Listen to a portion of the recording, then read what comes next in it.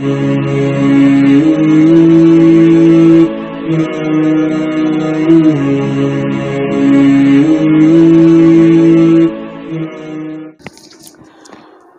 علیکم ورحمۃ اللہ وبرکاتہ۔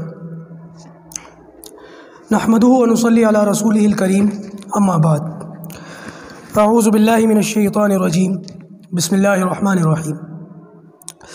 لقد کان لکم فی رسول اللہ اسوۃ حسنہ، صدق اللہ العظیم۔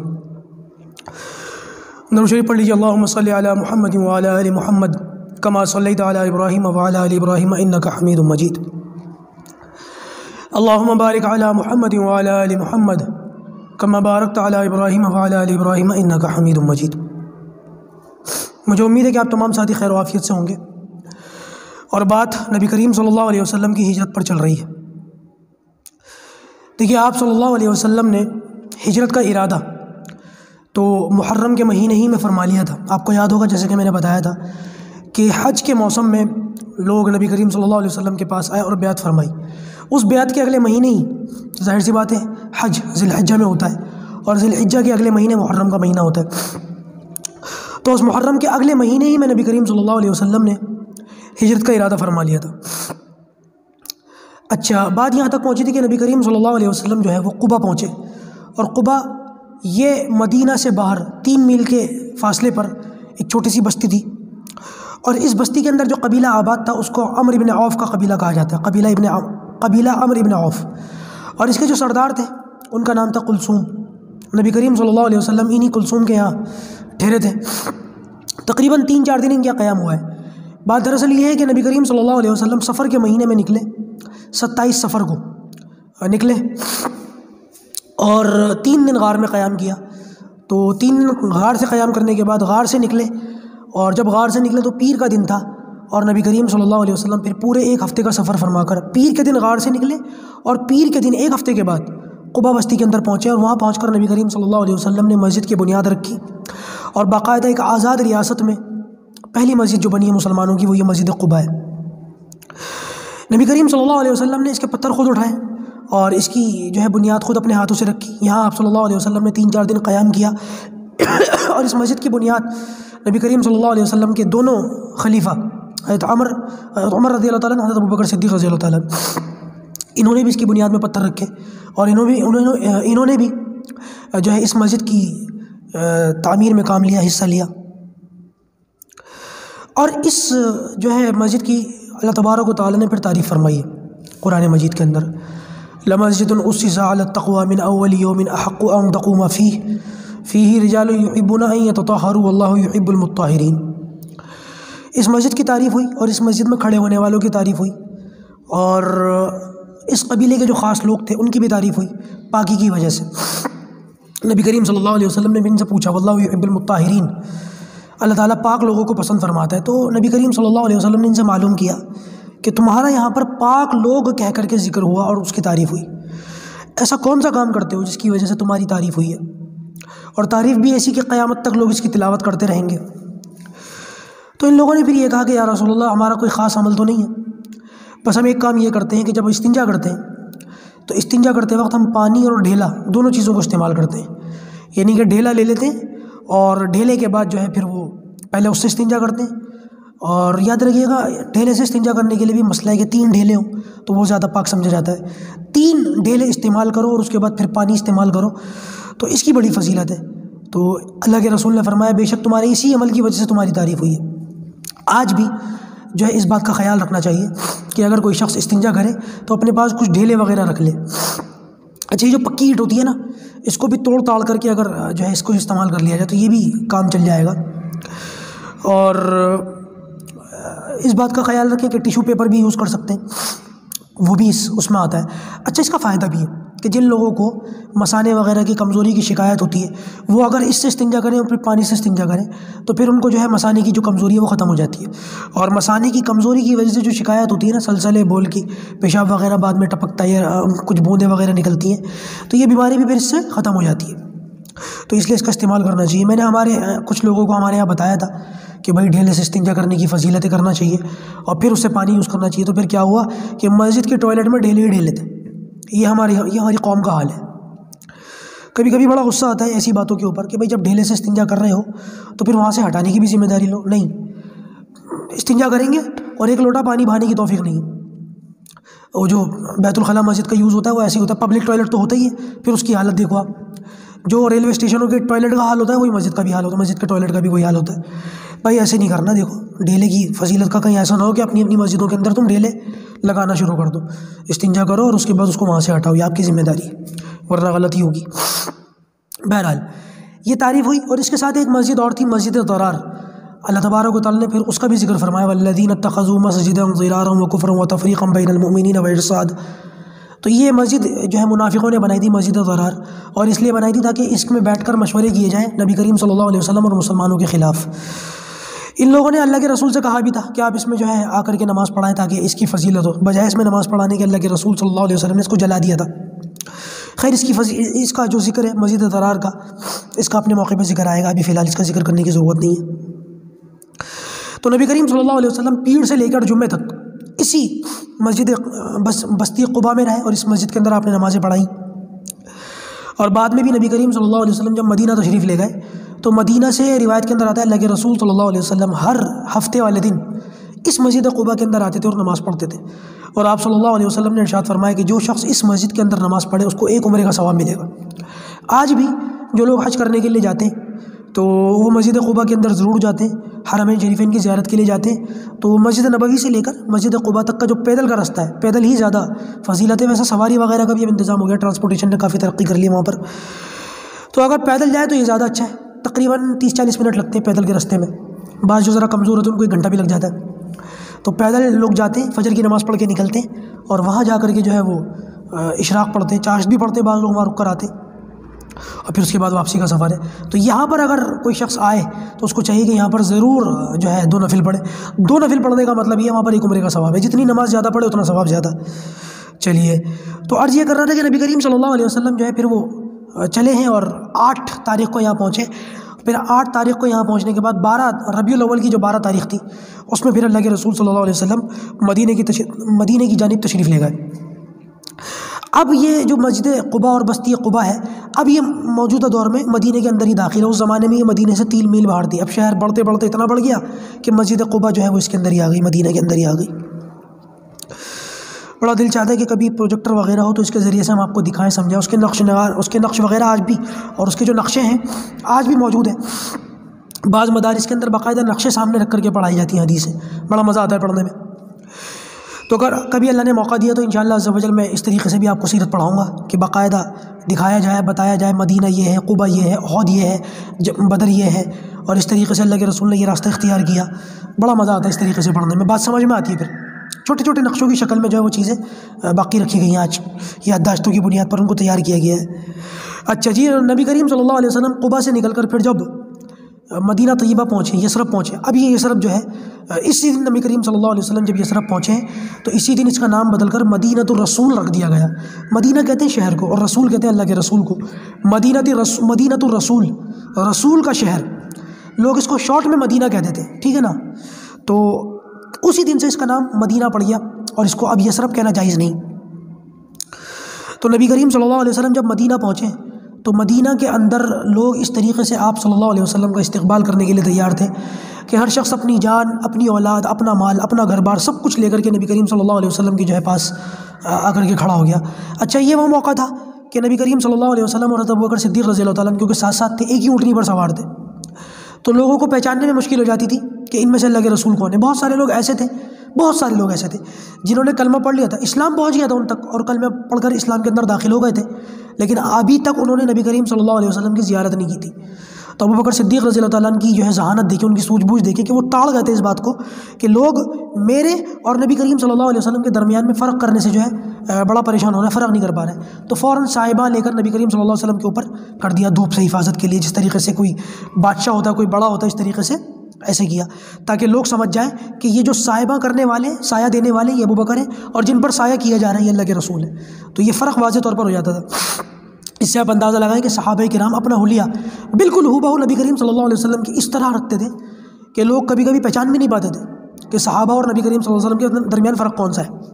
بعض روایتوں کے اندر پتہ چلتا ہے کہ لوگ آنند کے پوچھتے تھے تم میں محمد کون ہے، تم میں اللہ کے رسول کون ہے۔ آپ اندازہ لگائیں کہ صحابہ کے اندر اور نبی کریم صلی اللہ علیہ وسلم کے حلیے کے اندر کیسی سملیرٹی تھی۔ آج ہمیں دیکھ لیں، ہم بھی مسلمان ہیں اور ہمارا کیا حال ہے، داڑھی کٹوا کے جمعہ پڑھنے جاتے ہیں، مسجد کی پلاسٹک کی ٹوپی سر پہ رکھ کے جمعہ پڑھتے ہیں۔ مسجد کے اندر نماز پڑھنے والا، جمعے کی نماز پڑھنے والا، داڑھی کٹی ہوئی ہوتی ہے، سر پہ پلاسٹک کی ٹوپی ہوتی ہے، اور جب وہ سجدہ کرتا ہے تو اس کی ٹی شرٹ کھلتی ہے، صدر کھل جاتا ہے اور وہ سمجھتا ہے میری نماز ہو رہی ہے۔ یہ حالت ہے، ہفتے میں ایک دن مسجد جانے والے اس طرح مسجد جا رہے ہیں۔ کیا کیا بتاؤں اور کیا کیا سنو گے۔ علماء کرام نے بول بول کر اپنے گلوں میں درد کر لیا، ہم سننے کو تیار نہیں ہیں۔ پتہ نہیں کیا قیامت کو دیکھ کر یا اللہ کے عذاب کو دیکھ کر کے توبہ کریں گے۔ اب تو اللہ کے عذاب کو دیکھ کر بھی توبہ نہیں کرتی قوم۔ پہلے ایک زمانہ تھا جب زلزلہ آتا تھا تو فوراً لوگوں کی زبانوں پر استغفر اللہ لا الہ الا اللہ محمد رسول اللہ لا حول ولا قوت الا باللہ جاری ہو جاتا تھا۔ آج جب زلزلہ آتا ہے تو کہتے ہیں جیب سے موبائل نکالو، ذرا پنکھا ہل رہا ہے، پنکھے کی ویڈیو بنا کے اسٹیٹس پہ ڈالیں گے۔ یہ حالت ہے مسلمانوں کی، بتا رہا ہوں۔ بھائی خدا کے واسطے ڈرو، اللہ کے واسطے ڈرو، اللہ سے ڈرو، اس کے رسول سے ڈرو، آخرت کے دن سے ڈرو۔ کہیں قیامت کے دن نبی کریم صلی اللہ علیہ وسلم نے میں دیکھ کے منہ پھیر لیا نا، بڑی رسوائی ہے اس دن کی رسوائی۔ اس لیے اپنے آپ کو سنتوں کا پابند کرو، سنتوں سے سجاؤ۔ اچھا جی، نبی کریم صلی اللہ علیہ وسلم جب مدینہ کے اندر داخل ہوئے تو لوگ اپنا سب کچھ لے کر کے حاضر ہو گئے، اور ایک بڑا زبردست منظر بن گیا۔ ہر شخص اپنے گھر سے نکل آیا اور ہر شخص یہ چاہتا تھا کہ نبی کریم صلی اللہ علیہ وسلم اس کے گھر کے اندر جو ہے داخل ہو اور اس کے گھر کے اندر مہمان بنے اور ان کو میزبانی کا شرف حاصل ہو۔ ہر شخص یہ چاہتا تھا یا رسول اللہ میرا مال حاضر، میری اولاد حاضر، یہ میری جان حاضر، یہ میرا گھر حاضر۔ لیکن نبی کریم صلی اللہ علیہ وسلم نے جو ہے کسی کے یہاں جانے کا جو ہے وہ ارادہ نہیں کیا۔ مطلب یہاں پر یہ سمجھے کہ نبی کریم صلی اللہ علیہ وسلم یہ چاہتے تھے کہ قبیلہ بنو نجار، یہ عبد المطلب جو نبی کریم صلی اللہ علیہ وسلم کے دادا ہیں ان کے ماموں کا گھر تھا، ان کا ننیحال تھا۔ تو آپ صلی اللہ علیہ وسلم یہ چاہتے تھے کہ اپنے رشتہ داروں میں اپنے دادا کے ننیحال میں جاؤں اور انہی کو یہ عزت دوں۔ لیکن آپ صلی اللہ علیہ وسلم نے کبھی اس تمنا کا اظہار اپنی زبان سے نہیں فرمایا۔ وجہ اس کی یہ تھی کہ اگر آپ خود اس بات کو کہہ دیتے تو باقی لوگوں کے دل ٹوٹتے، باقی لوگوں کو جو ہے وہ برا لگتا۔ تو ہر شخص یہ چاہتا تھا کہ نبی کریم صلی اللہ علیہ وسلم کی اونٹنی کی لگام پکڑ کے، اس کی مہار پکڑ کے اپنے گھر لے جانا چاہتا تھا۔ جب بھی کوئی مہار پکڑتا تھا، اونٹنی کی نکیل پکڑتا تھا، تو آپ صلی اللہ علیہ وسلم فرما دیا کرتے تھے دعوها فإنها مأمورہ، اس کو چھوڑ دو، اس کو اللہ تعالیٰ کی طرف سے اس کو حکم ملا ہوا، یہ اپنی مرضی سے جہاں جا کر کے چاہے بیٹھ جائے۔ ایک منظر بن گیا، لوگ اپنے گھروں کی چھتوں پر چڑھ گئے، گھروں سے نکل آئے، اور انصار کے جتنے قبیلے تھے، اوس اور خزرج اور جو دوسرے قبیلے تھے، ان لوگوں نے سارے اپنے اپنے جو ہے کمر پر اور سینے پر ہتھیار لگا لیے، بالکل مسلح ہو کر کے وہ جو ہے وہ بازاروں کے اندر نکل آئے۔ عورتوں نے جو ہے، بچیوں نے، جو مدینے کی بچیاں تھیں، انہوں نے اشعار پڑھنے شروع کر دیے۔ طلع البدر علینا من ثنیات الوداع وجب الشکر علینا ما دعا للہ داعی، یہ اشعار پڑھنے شروع کر دیے۔ طلع البدر علینا یعنی کہ جو ہے ہم پر 14ویں رات کا چاند طلوع ہو گیا۔ اچھا، یہ کوئی خاص پلاننگ نہیں تھی اور بچیوں کی جنہوں نے پہلے سے طے کر کے یہ اشعار پڑھے ہوں۔ ایک دم نبی کریم صلی اللہ علیہ وسلم کے چہرے کو دیکھ کر یکلخت ان کی زبان پر، ساری بچیوں کی زبان پر ایک دم اکٹھا جاری ہوا ہے طلع البدر علینا من ثنیات الوداع۔ یہ ترانہ تھا جو اس وقت وہ بچیاں پڑھ رہی تھیں کہ ہم پر 14ویں رات کا چاند طلوع ہو گیا، من ثنیات الوداع، ودا کی گھاٹیوں کی طرف سے، جنوب سے اللہ کے رسول داخل ہوئے تھے۔ وجب الشکر علینا، ہمارے اوپر شکر واجب ہو گیا، ما دعا للہ داعی، جب تک دعوت دینے والا حق کی دعوت دیتا رہے گا۔ اور بھی ایھا المبعوث فینا، یہ اشعار تھے وہ جو پڑھ رہی تھیں، اور نبی کریم صلی اللہ علیہ وسلم کی آمد پر تکبیریں کہی گئیں، نعرے بلند کیے گئے۔ اور جو وہاں کے حبشی تھے انہوں نے باقاعدہ تیر تلوار چلا کے، تلوار بازی کر کے، کرتب دکھا کے آپ صلی اللہ علیہ وسلم کے اوپر ایک طریقے سے آپ کا ویلکم کیا، آپ کو مرحبا کہا۔ حضرت انس کہتے ہیں کہ میں نے اپنی زندگی میں سب سے زیادہ خوش انصار کو اس موقع پہ دیکھا، اوس اور خزرج کے لوگوں کو جتنا خوش اس موقع پر دیکھا اتنا خوش کسی اور موقع پہ نہیں دیکھا۔ اور کہتے ہیں کہ ہر چیز ہمارے اوپر منور تھی، ہر چیز ہمارے اوپر جو ہے ایسی، یعنی کہ مدینے کا ذرہ ذرہ روشن ہو گیا اس دن۔ ایسا لگ رہا تھا کہ خوشیوں کی جو ہے بوچھار ہو گئی اور ہر چیز روشن ہو گئی اور ہر چیز کھل اٹھی فرط مسرت سے۔ اور کہتے ہیں کہ اتنا خوش میں نے اپنی زندگی میں انصار کو کبھی نہیں دیکھا، مدینے والوں کو کبھی نہیں دیکھا۔ اور کہتے ہیں کہ مدینے والوں کو سب سے زیادہ پریشان اور مغموم اور افسودہ اس دن دیکھا کہ جس دن نبی کریم صلی اللہ علیہ وسلم کا انتقال ہو گیا، پردہ فرما گئے۔ کہتے ہیں کہ ہر چیز تاریک تاریک محسوس ہوتی تھی مدینے کی۔ ان کے ایک دن یہ تھا کہ جب نبی کریم صلی اللہ علیہ وسلم مدینہ کے اندر تشریف لائے تو ہر چیز روشن تھی، اور ایک دن یہ تھا کہ جب نبی کریم صلی اللہ علیہ وسلم اس دنیا سے تشریف لے گئے تو ہر چیز تاریک تاریک تھی۔ بعض صحابہ کہتے ہیں کہ نبی کریم صلی اللہ علیہ وسلم کو قبر میں اتارنے کے بعد ابھی ہم نے مٹی سے ہاتھ جھاڑے بھی نہیں تھے کہ ہمارے دلوں کے اندر تبدیلی، ہمیں تغیری خود ہی محسوس ہونے لگی۔ تو یہ نبی کریم صلی اللہ علیہ وسلم کے ہمارے درمیان میں موجود رہنے کی ایک بہت بڑی جو ہے وجہ تھی کہ ہر چیز ہمیں روشن اور منور لگتی تھی۔ اچھا جی، نبی کریم صلی اللہ علیہ وسلم نے کسی کا دل تو نہیں دکھایا۔ آپ نے یہ نہیں کہا کہ بھائی میں ایک فلاں کے گھر میں جانا چاہتا ہوں، آپ کی تمنا تھی لیکن آپ نے اس تمنا کا بھی اظہار نہیں فرمایا۔ آپ نے کہہ دیا کہ چھوڑ دو اس اونٹنی کو، اللہ تعالیٰ کی طرف سے حکم ہے جہاں چاہے چلی جائے۔ تو وہ اونٹنی بغیر نکیل کے مدینے کی گلیوں میں گھومتی تھی اور لوگ دیکھتے تھے، ہر شخص یہ چاہتا تھا کہ میرے دروازے پر بیٹھے۔ تو یہ اونٹنی جو ہے ایک جگہ جا کر کے بیٹھی، روایت کے اندر آتا ہے آج اس جگہ مسجد نبوی کا دروازہ ہے، ویسے تو اس کے 100 سے زیادہ دروازے ہیں، کون سے دروازے کی بات ہو رہی ہے اس کی تو وضاحت نہیں ہے، لیکن مرکزی دروازہ سمجھ لیں غالباً باب رحمت یا باب نساء اس کے بارے میں آتا ہے غالباً۔ تو وہاں جا کر کے بیٹھ گئی، اور جب بیٹھی تو اس کے بعد پھر تھوڑی دیر اللہ کے رسول اترے نہیں، پھر تھوڑی دیر کے بعد کھڑی ہو گئی۔ کھڑی ہونے کے بعد ایک بہت بڑے صحابی حضرت ابو ایوب انصاری رضی اللہ تعالیٰ ان کے دروازے پر جا کر کے بیٹھ گئی۔ اللہ کے رسول اب بھی نہیں اترے، اور پھر دوبارہ وہاں سے کھڑی ہوئی اور پھر پہلی جگہ پر جا کر کے اسی جگہ پر جہاں پر مسجد نبوی کا دروازہ ہے وہاں جا کر کے بیٹھ گئی۔ یہ اشارہ تھا کہ ابو ایوب انصاری کے حصے نبی کریم صلی اللہ علیہ وسلم کی میزبانی، یہ ان کی خوش نصیب، ان کی قسمت۔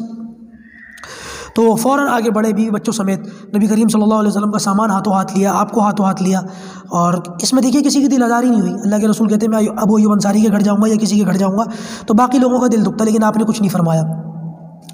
اور ابو ایوب انصاری جو ہے نبی کریم صلی اللہ علیہ وسلم کو لے کر اپنے گھر چلے گئے۔ ان کے بارے میں یہ آتا ہے کہ انہوں نے اس بات کا اظہار کیا، یا رسول اللہ آپ ہر لحاظ سے کیونکہ نبی ہیں اور نبی کا درجہ بہت اونچا اور بڑا ہوتا ہے، یا رسول اللہ آپ میرے گھر کے 2 حصے ہیں، ایک نیچے والا حصہ ہے ایک اوپر والا حصہ ہے، یا رسول اللہ آپ اوپر تشریف لے جائیں، میں اور میری بیوی بچے جو وہ نیچے رہیں گے۔ تو آپ صلی اللہ علیہ وسلم نے فرمایا، اس بات کا اظہار فرمایا کہ لوگ مجھ سے ملاقات کرنے آئیں گے، اور جب لوگ مجھ سے ملاقات کرنے آئیں گے اور میں اوپر ہوں گا اور تم نیچے ہوگے تو ظاہر سی بات ہے لوگ تمہارے گھر کی طرف سے اوپر کی طرف آئیں گے اور تمہیں ناگواری ہوگی، اگرچہ تم اس بات کا اظہار نہیں کرو گے لیکن تمہارے گھر والوں کو جو ہے ہو سکتا ہے اس سے ناگواری ہو۔ تو آپ صلی اللہ علیہ وسلم نے ارشاد فرمایا ابو ایوب تم اور تمہاری بیوی ایوب تم لوگ اوپر رہو، میں نیچے رہوں گا۔ نبی کریم صلی اللہ علیہ وسلم خود نیچے رہے اور مہمانوں کی تشریف آوری نیچے ہی ہوتی تھی، اور اوپر ابو ایوب کو رہنے کی وجہ سے اس سے کوئی دقت کوئی پریشانی نہیں ہوتی تھی۔ خود فرماتے ہیں کہ جب کبھی بھی ہمارے کمرے میں پانی وغیرہ گر جاتا تھا تو فوراً ہم کپڑے وغیرہ ڈال کر کے اس کو سکھاتے تھے کہ کہیں یہ پانی جذب ہو کر نیچے کے حصے میں جا کر نبی کریم صلی اللہ علیہ وسلم کو تکلیف نہ پہنچائے۔ کہتے ہیں ایک لحاف تھا، ایک مرتبہ پانی گر گیا تو ہمارے پاس ایک ہی لحاف تھا، غالباً سردی کا موسم تھا، مکے میں گرمی نہیں، مکے میں تو صرف گرمی ہے، سردی نہیں ہے، مدینے میں سردی اور گرمی دونوں ہے، جیسے دلی کا ہمارا 3-4 موسم ہوتے ہیں، اسی طریقے سے مدینے کے اندر 3-4 موسم۔ تو کہتے ہیں سردی کا موسم تو ہمارے پاس ایک ہی لحاف تھا جس کو ہم اوڑھ کر کے سردی سے بچتے تھے، جیسے ہی وہ پانی گرا فوراً وہ کپڑا ڈالا ہم نے تاکہ یہ پانی نیچے نہ جائے۔ اور کہتے ہیں کہ جب کبھی ہم کھانا بناتے تھے تو نبی کریم صلی اللہ علیہ وسلم کے لیے وہ کھانا بھیجتے تھے، جب اللہ کے رسول صلی اللہ علیہ وسلم اس میں سے اپنی ضرورت کے مطابق کھا لیا کرتے تھے اور پھر اوپر بیچتے تھے تو ہم دیکھتے تھے کہ اس میں انگلیوں کے نشان نبی کریم صلی اللہ علیہ وسلم کے کس طرف ہیں، ہم تبرکاً اسی طرف سے کھاتے تھے۔ ایوب فرماتی کہ ایک مرتبہ میں نے کھانا بھیجا اور نبی کریم صلی اللہ علیہ وسلم اس میں سے کھایا نہیں، واپس بھیج دیا، تو ہم نشان ڈھونڈ رہے تھے انگلیوں کے، اللہ کے رسول نے کس طرف سے کھایا، اور کھانے کو دیکھ کر کے محسوس بھی ہو رہا تھا کہ آپ نے کھایا نہیں۔ تو ہم نے پوچھا یا رسول اللہ آپ نے کھانا نہیں کھایا، کوئی ناراضگی؟ تو آپ نے فرمایا نہیں، ناراضگی کی بات نہیں، دراصل تم نے کھانے کے اندر لہسن اور پیاز استعمال کیا تھا، اور اس کی بو کی وجہ سے جو ہے وہ فرشتے، کیونکہ میرے پاس فرشتے آتے ہیں اور میں فرشتوں سے بات چیت کرتا ہوں، تو لہٰذا اس کی بو کی وجہ سے پھر فرشتے قریب نہیں آتے، تم لوگ کھاؤ میں نہیں کھاتا۔ تو کہتی ہے کہ اس دن کے بعد سے ہم نے لہسن اور پیاز کھانے کے اندر استعمال نہیں کیا۔ ہم لوگ چاہیں تو کر سکتے ہیں لیکن نماز کے وقت جو ہے کچا پیاز اور کچا لہسن استعمال نہ کریں۔ آج تو اللہ حفاظت فرمائے، میں نے یہ منظر اپنی آنکھوں سے دیکھا ہے، اذانیں ہو رہی ہوتی ہیں اور لوگ گلیوں میں بیٹھ کر کے بیڑی پی رہے ہوتے ہیں، سگریٹ پی رہے ہوتے ہیں، پیاز لہسن تو بہت چھوٹی چیز ہے اس کے آگے، اور ادھر نماز کھڑی ہوئی مغرب کے اندر خاص طور سے، ادھر مؤذن نے لا الہ الا اللہ کہا اور لا الہ الا اللہ کہتے ہی 10-20 سیکنڈ کے اندر جماعت کھڑی ہو جاتی ہے، ادھر اللہ کے بندے نے بیڑی پھینکی اور مسجد میں آ گیا۔ مسجد کے اندر نمازیوں کو بھی تکلیف ہوتی ہے، فرشتوں کو بھی تکلیف ہوتی ہے، ہم لہسن پیاز کو منع کرتے ہیں، لوگ سگریٹیں پی کے مسجد میں آتے، بچو بھائی اس سے۔ تو یہ نبی کریم صلی اللہ علیہ وسلم کی مہمان نوازی اور شرف ابو ایوب انصاری کے حصے میں آیا، اور اس طریقے سے انہوں نے آپ صلی اللہ علیہ وسلم کی میزبانی فرمائی۔ اچھا ایک روایت اور ہے، سیرت المصطفیٰ کے اندر لکھا حضرت مولانا ادریس کاندھلوی رحمۃ اللہ علیہ نے کہ کچھ سال پہلے، کچھ 100 سال پہلے، کتنے سال پہلے یہ تو پتہ نہیں، لیکن یثرب سے کچھ 100 سال پہلے، اس واقعے سے نبی کریم صلی اللہ علیہ وسلم کی ہجرت سے کچھ سینکڑوں سال پہلے، یمن کا ایک بادشاہ تھا جس کو طبہ کہتے ہیں، طبہ اس کا نام نہیں تھا، اس بادشاہ کا لقب تھا۔ تو تبا جو بادشاہ تھا وہ اپنے لشکریوں کے ساتھ اور اپنے 400 علماء کے ساتھ وہاں سے گزر رہا تھا۔ تو جب یثرب سے یہ قافلہ گزرا تو اس کے جو 400 علماء تھے ان لوگوں نے تبا سے کہا کہ آپ ہمیں یہیں رہنے دیں، ہم آپ کے ساتھ آگے نہیں جانا چاہتے۔ تو تبا نے کہا کیوں؟ تو کہنے لگے کہ ہم نے پچھلے نبیوں کے صحیفوں میں ایک نبی کے بارے میں پڑھا کہ آخری نبی ہوں گے، ان کا نام محمد مصطفیٰ صلی اللہ علیہ وسلم ہوگا، اور وہ جب ہجرت کریں گے تو اسی جگہ میں ہجرت کریں گے، یہ ان کا دارالہجرت ہوگا، لہٰذا ہمیں یہاں پر چھوڑ دیجیے۔ تو تبا کہتے ہیں کہ اگر ایسی بات ہے تو تبا نے وہاں پر ان لوگوں کے لیے گھر بنوائے، ان کی شادیاں کروائیں، ان کو خوب مال اور دولت دیا اور ان کو وہیں آباد کر دیا، اور ایک گھر خاص طور سے بنایا اور ایک پرچے پر لکھا کہ میں تبا ہوں اور میں گواہی دیتا ہوں کہ محمد صلی اللہ علیہ وسلم اللہ کے رسول ہیں، محمد مصطفیٰ احمد مصطفیٰ صلی اللہ علیہ وسلم پر میں ایمان لایا، اور اگر میری عمر اتنی ہوئی کہ ہم نے ان کو پا لیا کہ تو میں ان کا ساتھ دوں گا اور ان کے دشمنوں سے لڑائی کروں گا، جہاد کروں گا اور ان کے دل سے ہر غم کو دور کروں گا۔ یہ تحریر لکھ کر اپنے وقت کے جو بادشاہ تھے اس کو دی، اپنے وقت کے جو علماء تھے ان کو دی، اور علماء سے کہا کہ اگر تم اتنی زندگی پاؤ کہ آپ صلی اللہ علیہ وسلم تمہارے پاس آئے تو یہ ان کو دے دینا میری طرف سے، اور اگر تم ان کے آنے سے پہلے مرنے لگو، تمہارا آخری وقت آ جائے تو اپنی اولادوں کو منتقل کرتے رہنا یہاں تک کہ اللہ کے رسول تک یہ بات پہنچا دینا۔ کہتے ہیں کہ ابو ایوب انصاری اسی تبا بادشاہ کی اولاد میں سے تھے، اور نبی کریم صلی اللہ علیہ وسلم جب ہجرت کر کے ان کے گھر آئے ہیں تو انہوں نے وہ ہڈی پر یا چمڑے پر کس چیز پر لکھا ہوا تھا، کاغذ تو اس زمانے میں تھا نہیں، جس چیز پر بھی تبا بادشاہ کا یہ خط لکھا ہوا تھا یہ نبی کریم صلی اللہ علیہ وسلم کی خدمت میں انہوں نے پیش کیا۔ تو علماء کہتے ہیں کہ ابو ایوب انصاری کے گھر میں اللہ کے رسول نہیں ٹھہرے ہوئے تھے، بلکہ یہ گھر اللہ کے رسول کا تھا، اور ابو ایوب انصاری اللہ کے رسول کے انتظار میں ٹھہرے ہوئے تھے۔ اب اندازہ لگائیں کون میزبان اور کون مہمان۔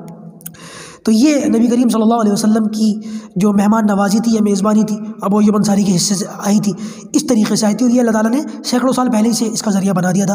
انشاءاللہ اس سے آگے کی بات جو ہے وہ کل عرض کی جائے گی۔ اللہ پاک ہم سب کو کہنے سننے سے زیادہ عمل کرنے کی توفیق عطا فرمائے۔ وآخر دعوانا الحمدللہ رب العالمین۔ السلام علیکم ورحمۃ اللہ۔